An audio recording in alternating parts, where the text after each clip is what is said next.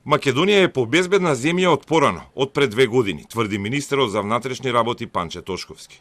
Во петокот и саботата во Македонија се случија 2 убиства, со 3 жртви и 1 извршител кој се самоуби во Прилеп. За случајот во Батинци, кога беше убиен офицер на Арама, од страна на Муса Джавид, криминалец по кого веќе имало распишана потерница за извршено убиство и пропадната акција за негово апсење, Тошковски вели, расчистено е и се трага по осомничениот убиец. Полицијата соопшти дека осумничениот ја принудувал ќерката на убиениот да се омажи за него и кога го дознал конечното не за заканувачката брачна понуда, ги начекал двајцата и го застрелил таткото. Од тогаш е во бегство, ново, а нема прецизни детали за тоа каде се крие. Министерството за внатрешни работи го расветли случајот од аспект на сторител и од аспект на превземени действија.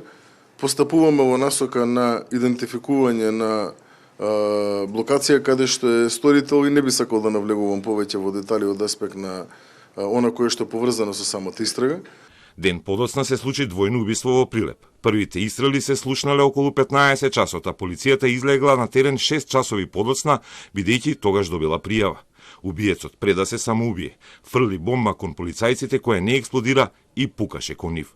И тој случај се води како расветлен, а Тошковски тврди дека не се точни обвинувањата дека државата не е безбедна.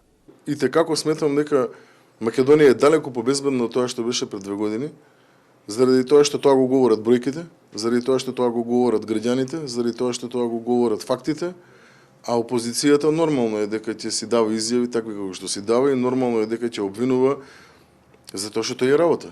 Добро би било кога би обвинувала, би правила компарација со претходно. Според анализите на МВР, бројот на насилни кривични дела е намален, а спроведени се и повеќе акции за разбивање криминални групи пред се во Скопје.